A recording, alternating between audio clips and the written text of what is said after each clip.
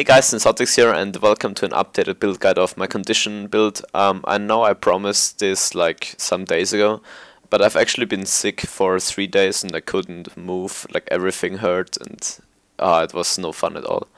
And I'm working 5 days a week for 10 hours a day, so I'm pretty much stressed out at the moment. And I will actually stop working 5 days a week. I will continue working but only 3 days a week, so I think this would be around the 6th of January, and then more videos will follow and I will upload more frequently. But at the moment I'm really stressed, so I'm sorry for not uploading that much, but I will change that in the near future, so you can expect more to come at the beginning of 2014. So let's move on with the build. What did I change? First of all, I changed my healing skill.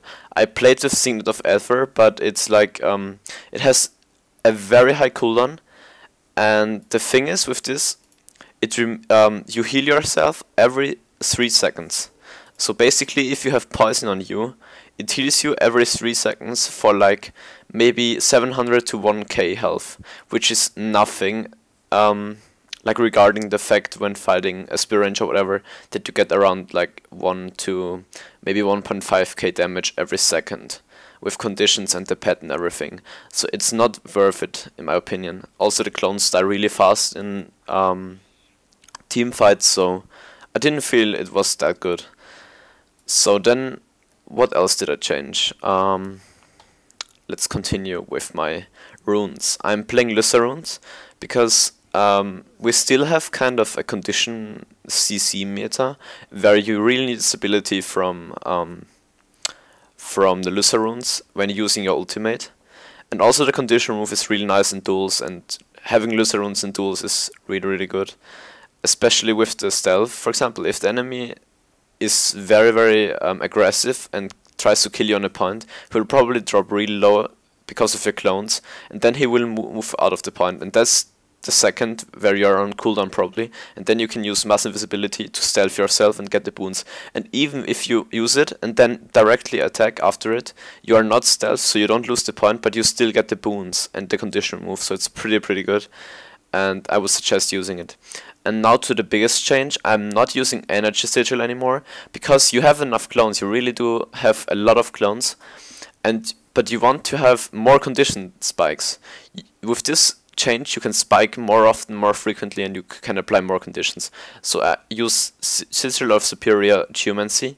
You get 3 stacks of bleeding on the enemy for 7 seconds when you swap your weapon set, which is amazing because you can just swap your weapon set, put out your Phantasmal Duelist and get like 10 stacks of bleed on the enemy, and this is without the clones dying, so that's very good on a point. It's amazing. Then we have the bleeding duration still, it's very good, and I would suggest using it on pistol. We have another Sigil of Superior Geomancy on staff. Here you have to be careful because I see a lot of Mesmers, like when they have like nothing up on this weapon set, they still have phase retreat. And let's say this is the enemy, I see a lot of Mesmers using phase retreat and then weapon swapping. So basically you don't get bleedings on the enemy if you port away and then swap your weapon, so be careful with that. Hit your weapon swap, that's very important, because 3 stacks of bleeding for 7 seconds is really good, especially with the bleeding duration. Then to the traits. As you can see, I changed some things. I think my old build was 0-30-20-20-0. I changed that because I had Scepter duration. Not Scepter duration, sorry. I had cooldown on Scepter skills, but since they already have such a low cooldown, I thought it would be even better to have additional conditions, because the problem I had when fighting warriors, for example, was that they manage to cure the conditions because they have cleansing ire. They can just cure 3 conditions every time they use their burst skills, which is quite often. So I needed more conditions, and I needed more condition duration, so I got both. Here I have 10 in domination. I get 10% condition duration, which is really nice. Then I have, every time I interrupt the foe, I get 3 stacks of vulnerability on the enemy for 6 seconds, which is nice because it covers my other conditions. It doesn't need to do Like, it doesn't need to help you to do more damage, but it's just a condition that covers your other conditions, which is really, really nice. a lot of times I saw the warrior removing vulnerability instead of my 12 stacks of bleed, which is very, very awesome. And that's just a minor trait, so that's very good. And you interrupt quite often. You have Magic Bullet to interrupt, and you have your Chaos Storm to interrupt.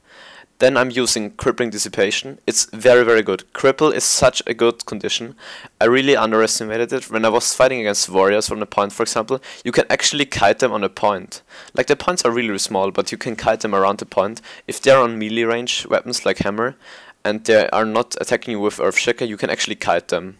Because you have a lot of weakness and cripple, you can kite them around, and if they hit you, they do like no damage, so it's a very good combination. And again, it covers your conditions, so it's really, really good.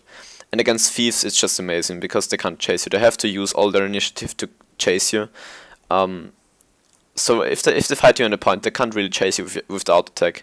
So they have to port out and port in, which is a really waste of initiative, so I think that's pretty good. Then we have 30 in Duelling. That's like, I think that's mandatory. You have Phantasms have Fury because you have Illusions inflict bleeding on critical hits. That's like the key of the build with the Phantasmal Duelist. Then we have the recharge on pistol skills, which is amazing because then you have 5 seconds cooldown on this and 4 second cooldown reduce on this. And then we have Confusing Combatants. That's really, really awesome. You have Confusion on enemy. Again, condition that is covering your bleedings, and Confusion hits really hard if the spam skills, for example Ranger with shortbow, actually easy to kill. Then we have Deceptive Evasion for your clone generation to help doing damage with this trait and this trait. Of course we have this trait here where you get bleeding stacks on enemy, vulnerability again, and weakness. So for example, if you get weakness and bleeding on enemy and then not vulnerability, you get vulnerability here. So if you don't get vulnerability here, you always get it here, and you can cover your other conditions, which is really, really nice and reliable condition cover. We have Chaotic Dampening, which is an awesome trait. You get the whole staff cooldown reduced, you have Chaos Storm reduced, Chaos Armor, the Phantasm, and the Phase Retreat, which is really nice, and I love having Chaos Storm like all the time. It's very good. It's like every second weapon swap, basically you have it, or like it feels like every second weapon swap. Maybe it's even longer, but it feels like. And now, like the main thing, Mendel's Purity is such a good. It's such a good trait with this heal, especially since the buff did it removes 2 conditions. Let's say you have 2 conditions removed every 20 seconds. Let's say you're fighting a Necro. With this build, you can easily win against Necros now, but I will come to counter class and other classes later on. Let's say you have 12 stacks of bleed, poison, I don't know, burning.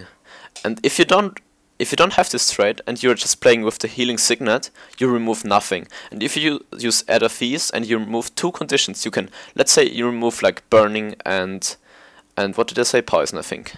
Then you have 2 conditions that could deal like 2k damage or even more in total, and you just remove them.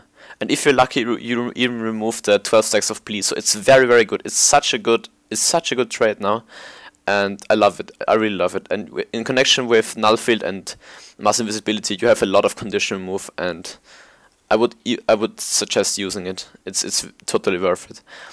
So that's basically everything about my build, I think. Yeah, Rabbit Amulet with Rabbit Jewel. Ah yeah, I changed Rabbit Jewel. I'm using Rabbit Jewel now since I'm not relying on regeneration and everything. So I'm not using Settler's Jewel anymore. I think that's basically it about my build, about the new version.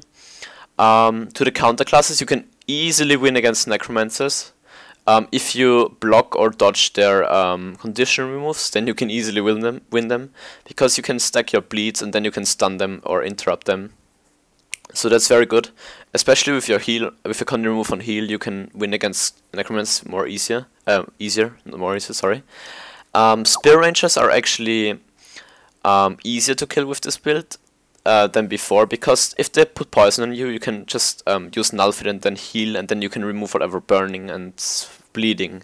So you have a lot of condition move, which is awesome against Spear Rangers, especially since they got nerfed a little bit. Wow, Skype is just going ham here. Then what else? We have Warriors. Warriors are still one of the hardest matchups, but if you manage to kite their Berserker stance, you can basically one-shot them now. Since you have bleeding on weapon swap, it's really good. And against Spirit Rangers, this is also really good because you can kill the spirits quite fast. Then you can just dodge their animations once they die, and it's easy. Also against thieves, you can just wait for them to come and then you can swap weapons and you can basically get like 7 to 8 stacks of bleeding on them instantly, which is awesome. Warriors, as I said, one of the hardest matchups.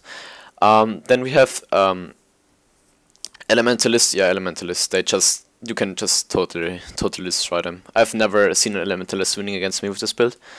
Diamond Skin is just completely useless because you can just put enough pressure on him to get below the threshold and then you can just one-shot him with conditions. So that's no problem at all. Mesmers are one of the hardest matchups if they kite you, but since you're fighting on points, a Mesmer won't have enough time to kite you around and blah blah, because you can just hide behind some environment stuff and you can kite them as well if they're not on the point. And once they get on the point, you can just one-shot them. So no problem there. We have I'm not sure if Engineer. Engineer is actually easier with this build now, since you have more condition pressure with the weapon swap, and you have more condition moves, so that's also really good against Engineers.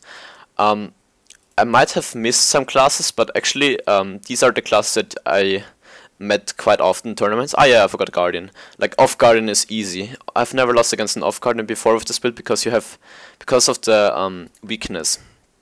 Weakness is really strong against burst class like off Guardian, and they can cure some conditions, but now you have even more conditions that cover your damage conditions, so no problem there. I really hope you enjoyed this build guide here. I will actually try my best to record some gameplay with it. I actually played some tournament PvP and it works just awesome for me. I'm in the top 15 again and I hope I will stay there. I'm actually playing Thief more often now, Pistol Whip, but I'm also playing this build and you will see some gameplay footage and some solo queue footage with this one. I will record some live solo queue footage. I will also stream some solo queues and team queues with this build or duels, so you can see how I played. Maybe you can learn a little bit, maybe not. And maybe you can adjust your playstyle a little bit and see how I fight against certain classes. Maybe you can give me some tips if you are more experienced with Condition Mesmer, because I've never really played Condition Mesmer. I've just kind of made this build once the patch hit and I'm just playing around with it and I think it's really powerful now. And I really hope you have a lot of fun playing this build and see you guys in future episodes. Make sure to subscribe if you haven't already and like this video if you learned a little bit and or are playing this build. See you guys!